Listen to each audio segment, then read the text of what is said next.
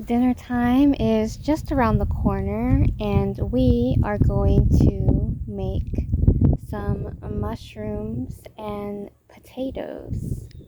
But first, we need some mushrooms. So there are mushrooms growing all in the front yard right now. And we'll go over there where there's a lot more growing. I can show you how much is growing. But what I've found, and if you've watched my other two videos that I've posted so far this week, I've been exploring the forest and seeing what mushrooms are growing by.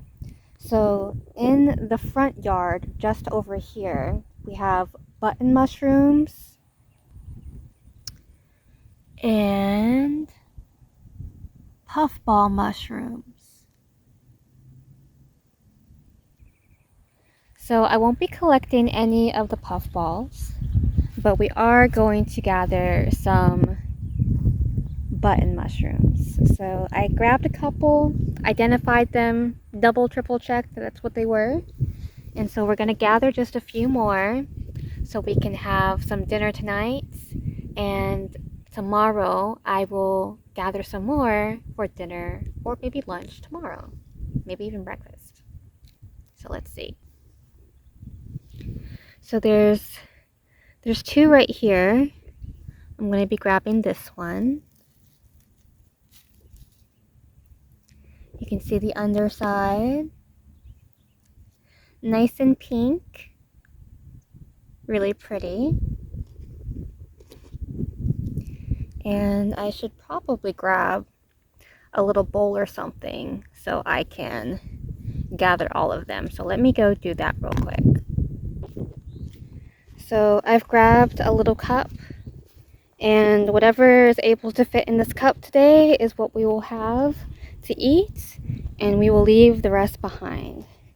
And what is amazing about mushrooms is that even though I will be picking a few, the more you cultivate, the more that you harvest, the more has the opportunity to grow. So again, we're not taking all of them, we're not even taking a lot of them, just what we're needing for today for some dinner.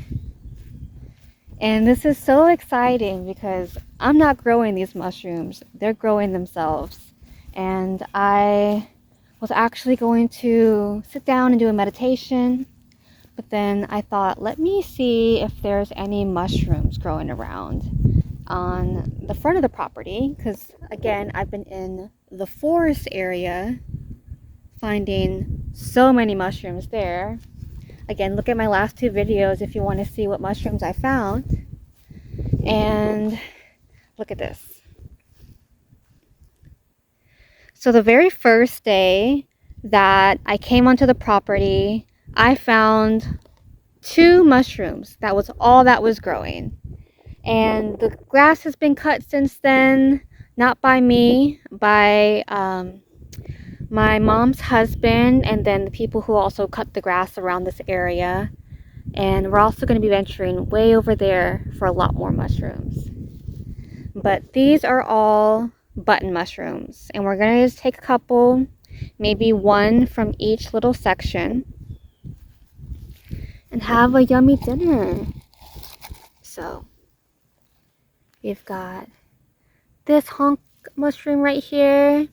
And mushrooms are so easy to get out of the ground. They just pop right out. So we've got one mushroom here.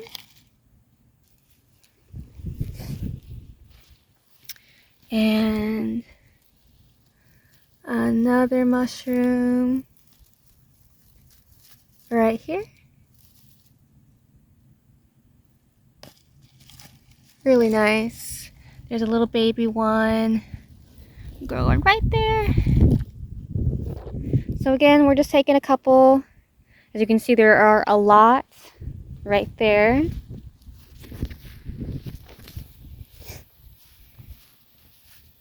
And they are just thriving, doing their thing.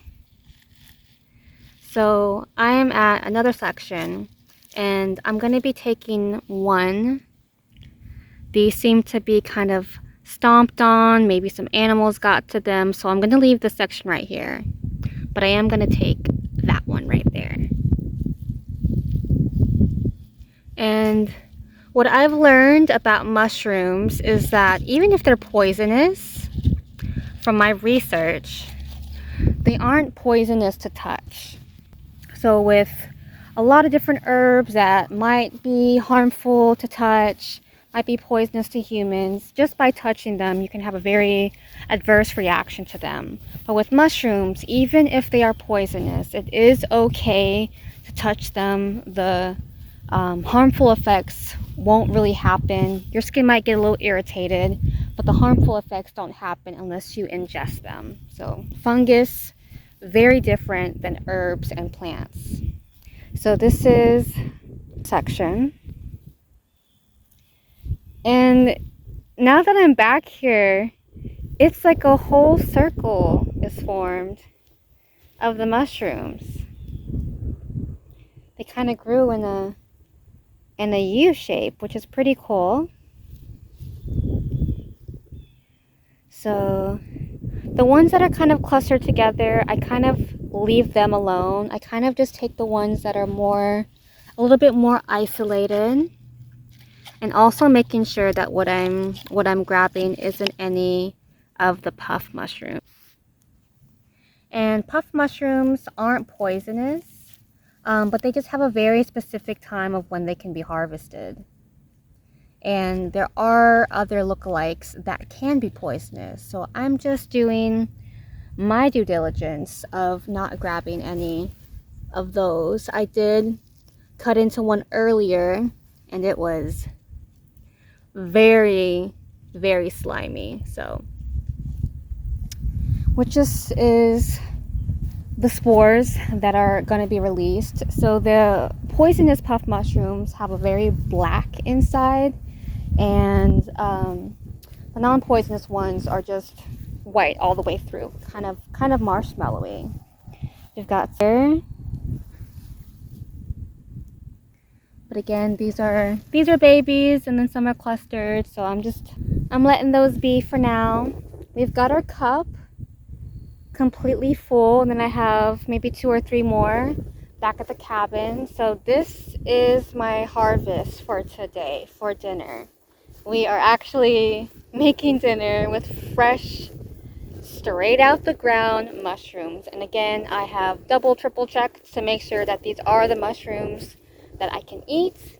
Again, they're button mushrooms, and I've walked all over the front of the property to see what mushrooms there are, and they're only button mushrooms and then the puff mushrooms.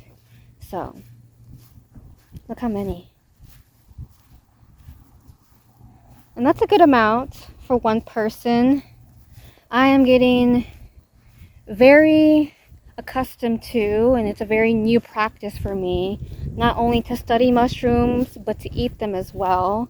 When I was younger, I did not like mushrooms and still have a difficult time eating them, but this is an opportunity for me to try different things.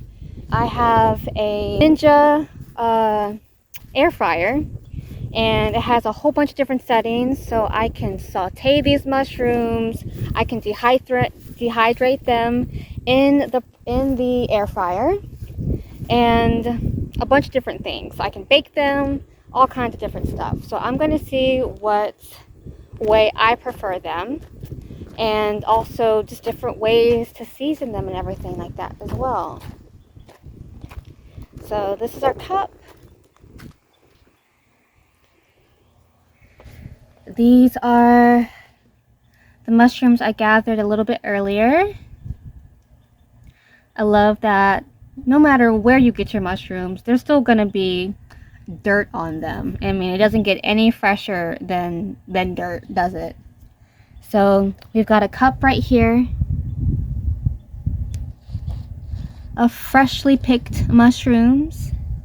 And then again, these were just me grabbing some to identify, triple, double check, quadruple check that these are the mushrooms I can eat. This is a little baby one. I'm probably going to keep this one and not eat it, just so that I have that as a reminder of what the mushroom is, how I like to cook it, and just kind of get some identification going on. So in the future, if I want to pick more, I can just remind myself that this is what it looks like from all different angles. And maybe I'll dehydrate this one and keep it in storage. But these are my mushrooms for dinner, you guys. I am making dinner from as fresh can get. How beautiful. Definitely will have to, you know, not wash them, but get all this dirt off for sure. Just like you do with any mushrooms that you get at the grocery store. They come with a little dirt because they were just freshly picked, freshly plucked. But yeah, how awesome. And here's a little bit, we'll do a little bit of a close-up so you can really see what a button mushroom looks like. So this is the top, this is the cap.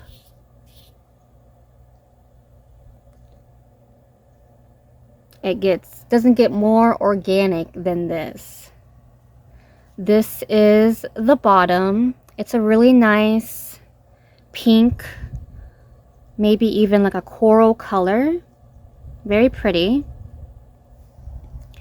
And you may be wondering, how do you know if this is ready to harvest?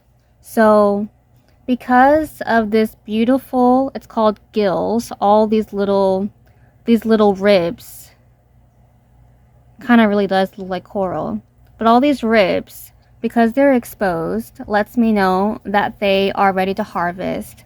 And if you can see on this one, you can see how it's still a little bit attached right there. That also lets me know that this is ready to harvest.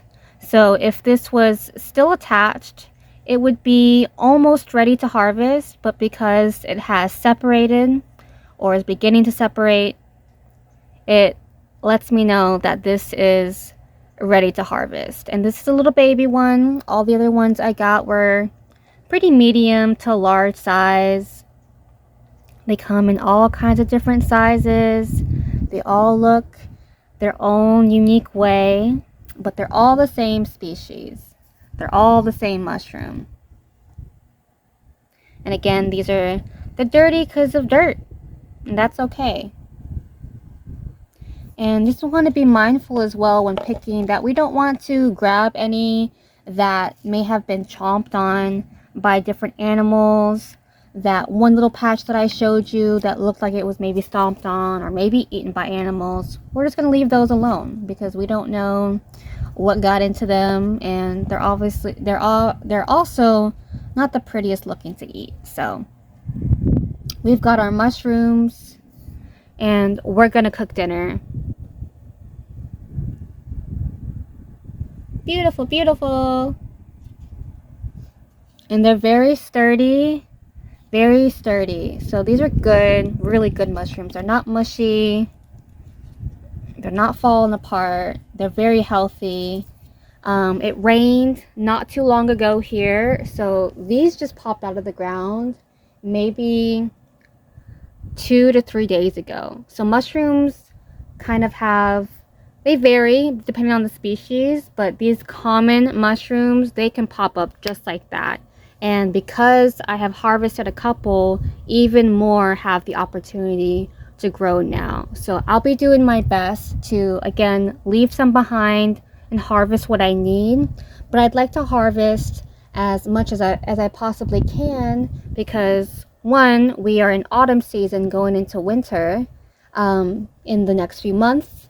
And they cut the grass here. So it would be nice, even with the grass cutting kind of is helping grow more mushrooms, I just still like to grab as many as I can so that I can have them for my meals, for breakfast, for lunch, for dinner. Food is free. So Thank you guys for watching this video. I will keep you guys updated on the mushrooms that I cook, how those meals come out. I might post a video of what I make tonight, and I will continue to post more videos of the mushrooms I find, if I choose to gather them and harvest them, and if I choose to use them, whether that's a supplement, because a lot of them are really great just as supplements, or if I choose to cook with them, and different ways that you can cook with them as well for food as medicine. So thank you guys so much for watching, and I'll see you in the next video. Namaste.